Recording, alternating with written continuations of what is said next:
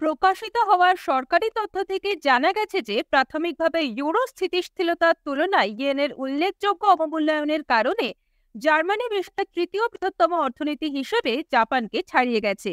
জাপানের অর্থনীতি গত বছর 1.9% বৃদ্ধি পেলেও চতুর্থ ত্রৈমাসিকে তা সংকুচিত হয়েছে ও চতুর্থ অবস্থানে অবনমনের দিকে গেছে। 2022 এবং 23 সালে ইয়েনের ডলারের বিপরীতে 18% বেশি অবমূল্যায়ন হয়েছে। ডলারের বিপরীতে ইউরো স্থিতিশীলতার কারণেই জার্মানির উত্থান সহজতর হয়েছে।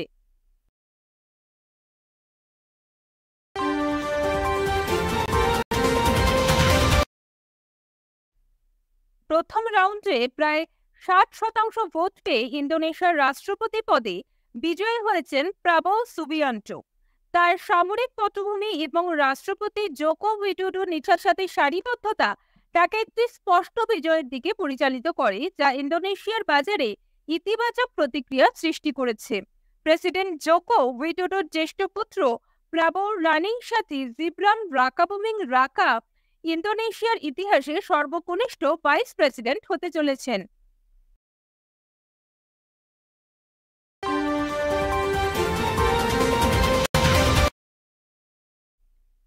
ভারতের ইউনিফাইড পেমেন্ট ইন্টারফেস ইউপিআই এবং নেপালের ন্যাশনাল পেমেন্ট ইন্টারফেস এনপিআই একীভূত করার লক্ষ্যে ভারতীয় রিজার্ভ ব্যাংক নেপাল রাষ্ট্র ব্যাংকের সাথে একটি উল্লেখযোগ্য সহযোগিতা ঘোষণা করেছে।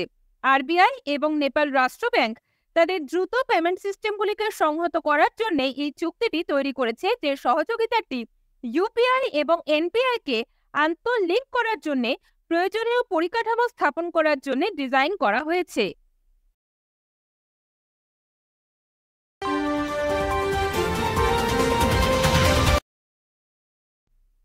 দক্ষিণ ভারতীয় ব্যাংক 19তম আইবিই বার্ষিক ব্যাংকিং প্রযুক্তি সম্মেলনে বছরের সেরা প্রযুক্তি ব্যাংকের সম্মানিত শিরোনাম অর্জন করেছে। ব্যাংকের উল্লেখযোগ্য কৃতিত্বগুলিকে মোট সামাজিক মর্যাদাপূর্ণ পুরস্কার সহ স্বীকৃত করা হয়েছে, যার মধ্যে 3টি জয়ী পুরস্কার, 1টি রানার আপ পজিশন এবং 2টি বিশেষ উল্লেখযোগ্য পুরস্কার তারা লাভ করেছে। ভারতীয় রিজার্ভ ব্যাংকের ডেপুটি গভর্নর টি রবিশঙ্কর ইন্ডিয়ান ব্যাংকস অ্যাসোসিয়েশন দ্বারা আয়োজিত মুম্বাই ভেন্যুতে সাউথ ইন্ডিয়ান ব্যাংকের এমডি ও সিইও পি আর শেষাদ্রিকে পুরস্কার প্রদান করেন।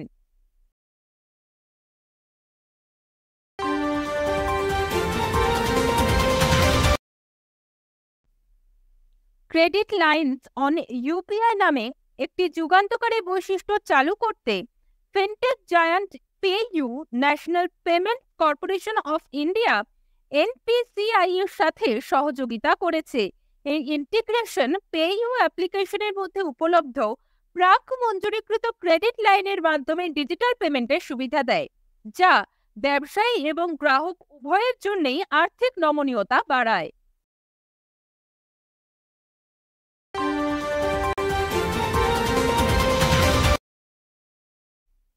জাতীয় চলচ্চিত্র পুরস্কার ভারতের অন্যতম মর্যাদাপূর্ণ চলচ্চিত্র পুরস্কার অনুষ্ঠান। 2022 সালে এর 70তম পুনরাবৃত্তিতে উল্লেখযোগ্য পরিবর্তন দেখা গিয়েছে। একটি উল্লেখযোগ্য আপডেটে প্রাক্তন প্রধানমন্ত্রী ইন্দিরা গান্ধী এবং খ্যাতিমান অভিনেতা নার্গিস দত্তের নাম আর আগের মতো নির্দিষ্ট পুরস্কার বিভাগের সাথে যুক্ত হবে না। পূর্বে সেরা নবাগত চলচ্চিত্রের জন্য ইন্দিরা গান্ধী পুরস্কার হিসেবে পরিচিত এই বিভাগটিকে এখন কেবল একজন পরিচালকের সেরা আত্মপ্রকাশিত চলচ্চিত্র হিসেবে উল্লেখ করা হবে। ক্যাটাগরি এবং পুরস্কারের অর্থেও উল্লেখযোগ্য পরিবর্তন করা হয়েছে।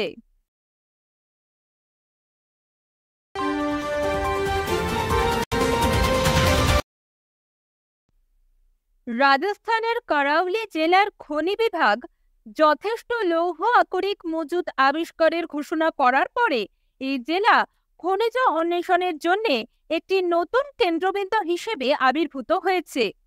হিন্ডেনের কাছে অবস্থিত এই সন্ধানটি প্রায় 1888 হেক্টর জুড়ে বিস্তৃত এবং এটি রাজ্যের শিল্প ল্যান্ডস্কেপকে উল্লেখযোগ্যভাবে প্রভাবিত করতে প্রস্তুত।